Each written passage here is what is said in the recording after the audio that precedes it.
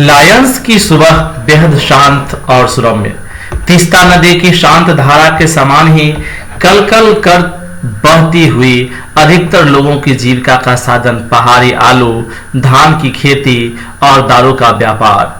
सुबह मैं अकेले ही टहलने के लिए निकल गई। मैंने उम्मीद की थी कि यहाँ मुझे बर्फ मिलेगी, पर अप्रैल के शुरुआती महीनों में यहाँ बर्फ का एक कतरा भी नहीं था। यद्यपि हम सी लेवल से 14,000 फीट की ऊंचाई पर थे। मैं बर्फ देखने के लिए बेचैन थी। हम मैदानों से आए लोगों के लिए बर्फ से ढके पहाड़ किसी जन्नत से कम नहीं होते। वहीं पर घूमते हुए एक सिक्किमी नवयुवक ने मुझे बताया कि प्रदूषण के चलते स्नोफॉल लगातार कम होती जा रही है, पर यदि मैं कटाव चली जाऊं तो मुझे वहां शर्तिया बर्फ मिल जाएगी। कटाव यानी भारत का स्विट्जरलैंड।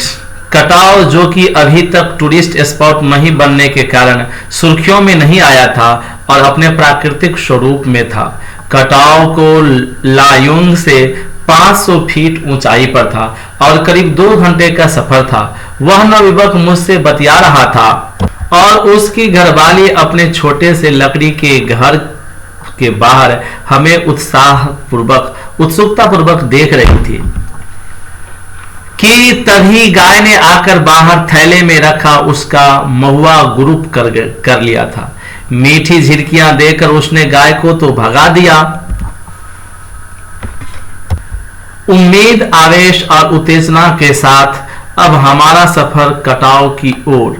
कटाव का रास्ता और खतरनाक था और उस पर धुंध और बारिश। जितने लगभग अंदाज से गाड़ी चला जा रहा था, पहाड़, पेड़, आकाश, घाटियां, सब पर बादलों का परत। सब कुछ बादलमय।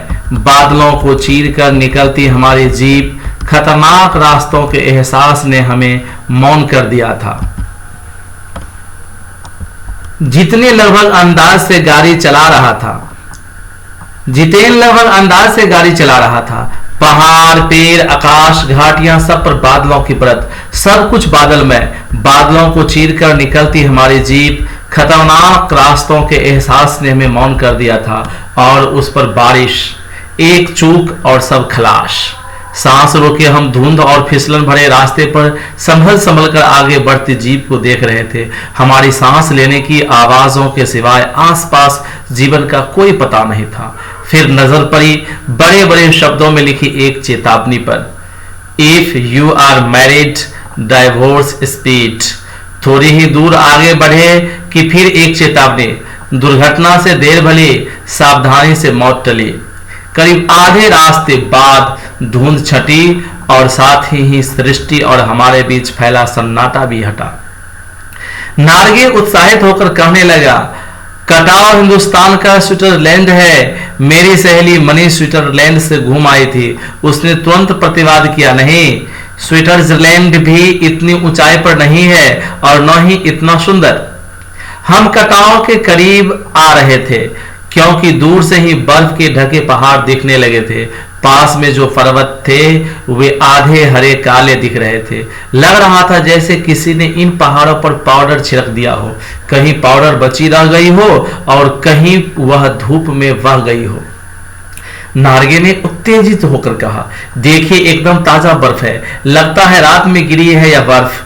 थोड़ा और बढ़ने पर अब हमें पूरी तरह बर्फ से ढके पहाड़ दिख रहे थे, साबुन की झाग की तरह सब ओर गिरी हुई बर्फ। मैं जीप की खिड़की से मुड़ी निकाल दूर दूर तक देख रही थी चांदी से चमकते पहाड़।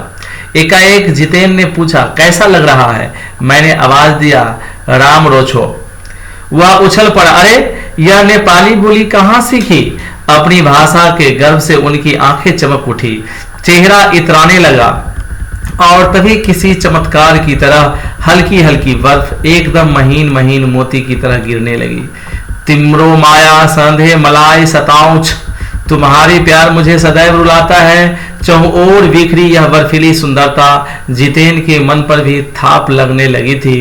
प्रेम की झील में तैरते हुए झूम झूम गाने लगा था वह। हम सभी सैलानी अब जीप से उतरकर बर्फ पर कूदने लगे थे।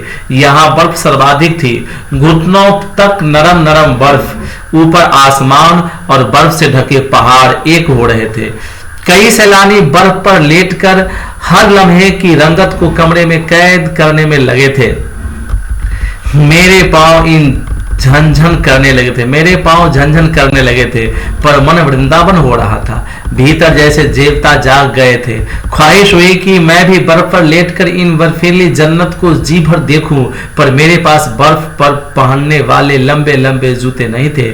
मैंने चाहा कि किराए पर ले लूं, पर कटाव यूमथांग और झांगू लेक की तरह टूरिस्ट स्पॉट नहीं था। इस कारण यहाँ झांगू की तरह दुनिया भर की तो क्या एक भी दुकान नहीं थी। खैर, दनादन फोटो खिंचवाने की बजाय मैं उस सारे परिदृश्य को अपने भीतर लगातार खींच रही थी, जिससे महानगर के डार्क रूप में इसे फिर देख सकूं। संपूर्णता के क्षणों में यह हिमशिखर मेरे आध्यात्मिक अतीत से जोड़ रहे थे। शायद ऐसे ही विभोर कर देने वाली दिव्यता के बीच हमारे ऋषि मुनियों ने वेदों की रचना की होगी। जीवन सत्यों को खोजा होगा, सर्वे भवन्तु सुखिनः का महामंत्र पाया होगा। अंतिम संपूर्णता का प्रतीक वह सौंदर्य। ऐसा ही बड़ा से बड़ा अपराधी भी इसे देख ले तो क्षणों के लिए ही सही करुणा का अवतार बुद्ध बन जाए। और तभी दिमाग में कौंधा कि मिल्टन ने ईव की सुंदरता का वर्णन करते हुए लिखा था कि शैतान भी उसे देखकर ठगा सा रह जाता था और दूसरों का अमंगल करने की वृत्ति भूल जाता था। मैंने मणि से पूछा, क्या उसने पढ़ी है मिल्टन की वह कविता? पर मणि उस समय किसी दूसरे के ही सवाल से जूझ रही थी। वह एकाएक दार्शनिकों की तरह कहने लगी, ये हिमशिखर जल स्तंभ है पूरे एशिया के। देखो प्रकृति भी किस नायाब ढंग से सारा इंतजाम करती है। सर्दियों में बर्फ के रूप में जल संग्रह कर लेती है और गर्मियों में पानी के लिए जब त्राही मचती है तो यही बर्फ शिलाएं पिघल कर जलधारा बन हमारे सूखे कंठों को तरावट पहुंचाती है। कितनी अद्भुत व्यवस्था है इस जल संचय की। मणि ने अभिभूत हो माथा नवाया। जाने कितना ऋण है हम पर इन नदियों का, हिम शिखरों का। संसार कितना सुंदर। स्वप्न जगाते उन लम्हों में मैंने सोचा, पर तभी उदासी की एक झीनी सी परत मुझ पर छा गई। उड़ते बादलों की तरह पत्थर तोड़ती इन पहाड़ियों का ख्याल आ गया। आत्मा की अनंत परतों को छीलता हुआ हमारा यह सफर थोड़ा और आगे बढ़ा। तभी देखा इक्की दुक्की फौजी छावनियां। ध्यान आया यह बॉर्डर एरिया है। थोड़ी दूरी पर ही चीन की सीमा है। एक फौजी से मैंने कहा, इतनी कड़कती ठंड में आप लोगों को बहुत तकलीफ होती होगी। वह हंस दिया, एक उदास हंसी। आप चैन की नींद सो सके इसीलिए तो हम यहाँ पहरा दे रहे हैं। फेरी भेटुला, फिर मिलेंगे कहते हुए जितेन ने जीप चालू कर दी।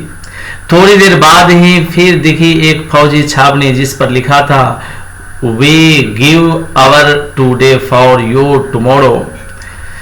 मन उदास हो गया, भीतर कुछ पिघलने लगा। महानगर में रहते हुए कभी ध्यान ही नहीं आया कि जिन बर्फीले इलाकों में वैशाख के महीनों में भी 5 मिनट में ही हम ठिठुरने लगते थे, हमारे ये जवान पौष और माघ में भी, जबकि सिवाय कंट्रोल के सब कुछ जम जाता है।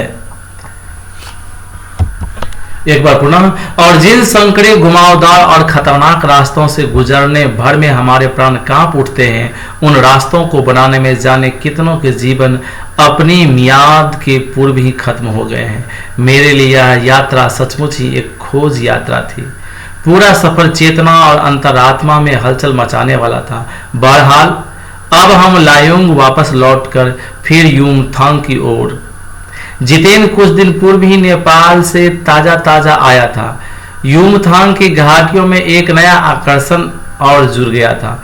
ढेरों ढेर प्रियता और रोडोडेंड्रन के फूल। जितेन बताने लगा, बस 15 दिनों में ही देखेगा पूरी घाटी फूलों से इस कदर भर जाएगी कि लगेगा फूलों की सेज रखी हो। यहाँ रास्ते अपेक्षाकृत चौड़े थे, इस कारण खतरों का एहसास थोड़ा कम था। इन घाटियों में कई बंदर भी दिखे, कुछ अकेले तो कुछ अपने बाल बच्चों के साथ। बहरहाल घाटियों, वादियों, पहाड़ों और बादलों की आंख मिचौनी दिखाती, पहाड़ी कबूतरों को उड़ाती हमारे जीप जब युमथांग पहुंची तो हम थोड़े निराश हुए। बर्फ से ढके कटाओं के हिमशिखरों को देखने के बाद युमथांग थोड़ा फीका लगा और यह भी एहसास हुआ कि मंजिल से कहीं ज्यादा रोमांचक होता है मंजिल तक का सफर। बहरहाल युमथांग में चिप्स बेचती एक सिक्किमी युवती से मैंने पूछा, क्या तुम सिक्किमी हो? नहीं, मैं इंडियन हूँ, उसने जवाब दिया। सुनकर बहुत अच्छा लगा। सिक्किम के लोग भारत में मिलकर बहुत खुश हैं। जब सिक्किम स्वतंत्र रजवाड़ा था तब टूरिस्ट उद्योग इतना नहीं फला फूला था।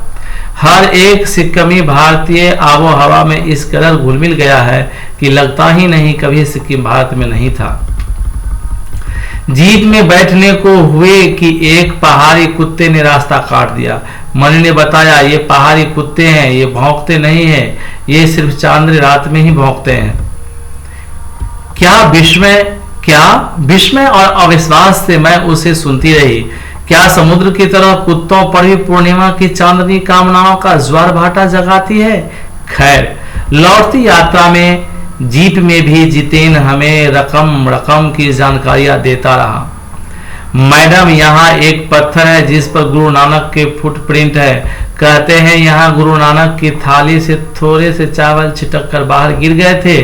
जिस जगह चावल छिटक कर गिरे थे वहां चावल की खेती होती है। करीब 3-4 किलोमीटर का एरिया है। यहाँ देवी देवताओं का निवास है। यहाँ जो गंदगी फैलाएगा वह मर जाएगा। तुम लोग पहाड़ों पर गंदगी नहीं फैलाते? उसने जीभ निकालते हुए कहा, नहीं मैडम, पहाड़, नदी, झरने, हम इनकी पूजा करते हैं। इन्हें गंदा करेंगे तो हम मर जाएंगे। तभी गैंगटॉक इतना सुंदर है, मैंने कहा। गैंगटॉक नहीं मैडम, गंतोक कहिए। इसका असली नाम गंतोक है। गंतोक का मतलब है पहाड़। मैं कुछ पूछती कि वह फिर चालू हो गया, मैडम, युमथांग भी पहले टूरिस्ट स्पॉट नहीं था। यह तो सिक्किम जब भारत में मिला उसके भी कई वर्षों बाद भारतीय आर्मी के कप्तान शेखर दत्ता के दिमाग में आया कि यहाँ फौजियों को रखकर क्या होगा, घाटियों के बीच रास्ते निकाल कर इसे टूरिस्ट स्पॉट बनाया जा सकता है। आप देखिए, अभी भी रास्ते बन रहे हैं। हाँ, रास्ते अभी भी बन ही रहे हैं। नए नए स्थानों की खोज अभी भी जारी है। शायद मनुष्य ही इसी असमाप्त खोज का नाम सौंदर्य है। मन ही मन में कहती हूँ, जीप आगे बढ़ने लगती है। इस प्रकार से बच्चों ये पाठ समाप्त हुआ।